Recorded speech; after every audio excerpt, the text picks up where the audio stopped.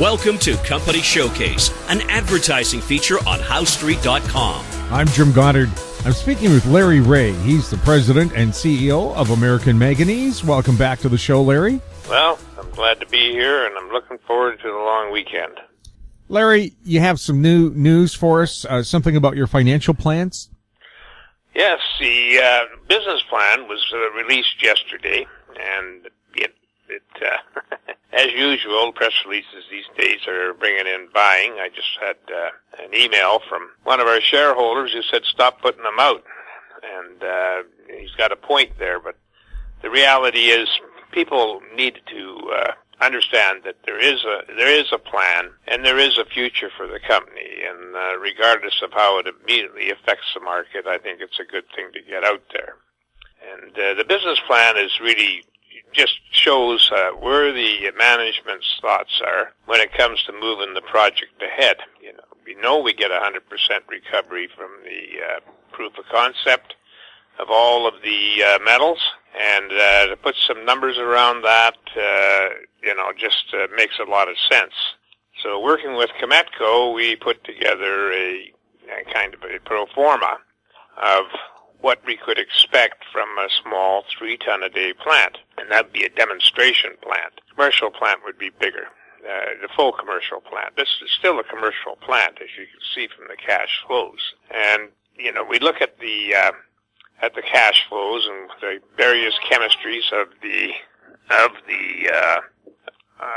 batteries, depending on the type. NMC, there's three different types in there. There's the NCA. There's of course, the lithium cobalt, which is, I wish everybody was using that, because that's astounding. And but when you take a look at it, we have a spread there of a year's production of revenue before taxes, and that's what the costs in at 11 to 59 million.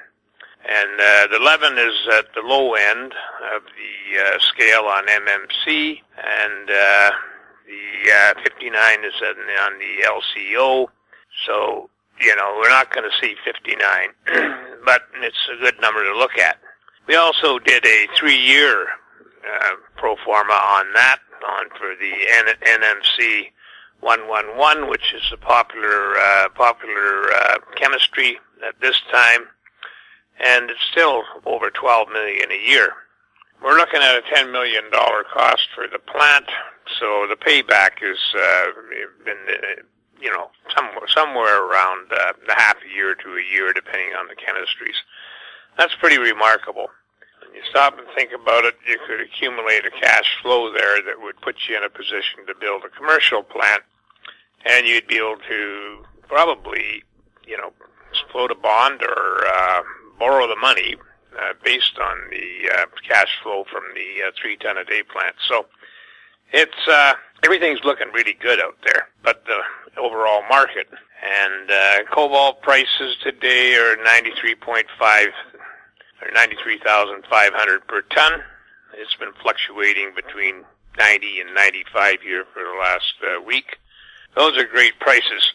And just to go a little further on cobalt, I was reading where there's some DRC companies that are talking about increasing, companies that I actually know very little about, increasing their production of cobalt and dramatically, and I'm having a hard time understanding how they're going to do that, because that means bigger plants, bigger production of copper, and I'm not seeing that at this time. But they're talking about moving up from 6,000 tons per year to 20,000 tons per year.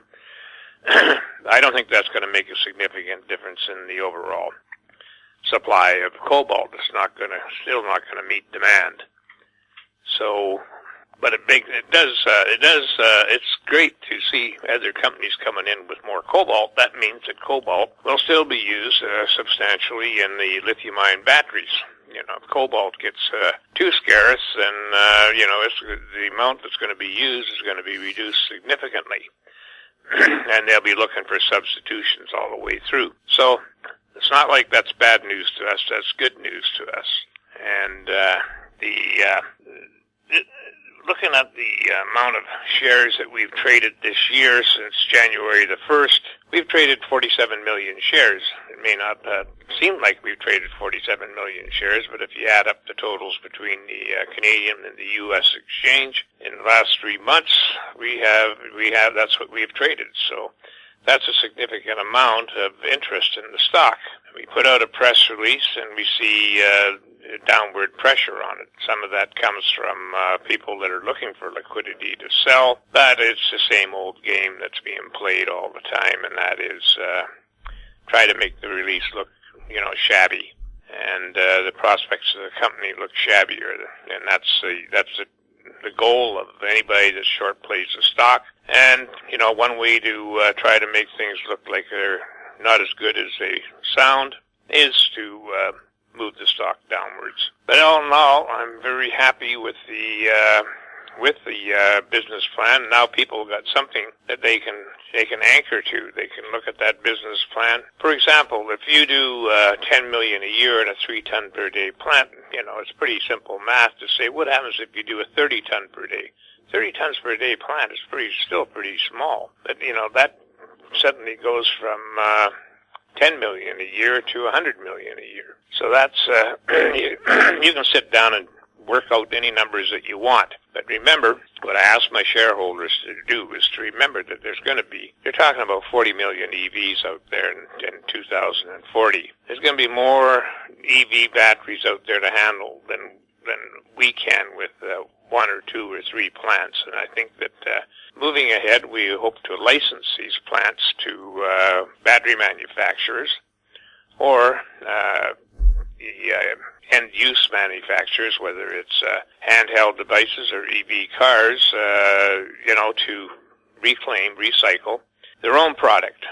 And I think that's probably going to be the way to go, as well as have individual plants to take the EV batteries and recycle them. So that's about the highlights for me, Jim. I mean, we've got, there's another question that keeps getting asked, and where's the location going to be? Well,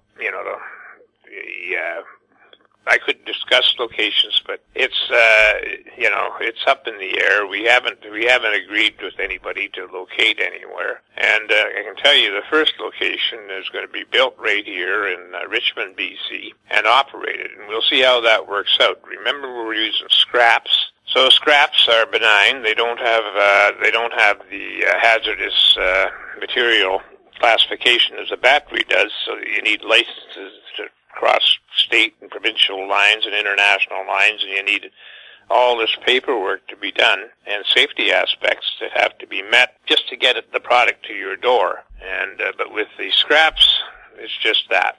It's scraps, and there's no chance of fires or anything resulting from the scrap material. So we can ship that from anywhere, and we can locate the plant anywhere. So it's gonna take a year or so to figure out, okay, where is the optimum place for the plant. Right now, it's in Richmond.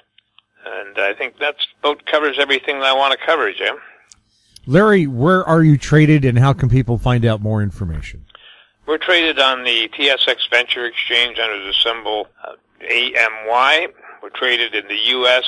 under the symbol AMYZF, and we're traded in Frankfurt under the symbol 2AM. You can find our business plan on our website at AmericanManganeseInc.com. If you want to contact the company, you can email me at lreaugh, L-R-E-A-U-G-H, at amymn.com, or phone the office here at 778-574-4444. Larry, thanks for the update. You're welcome.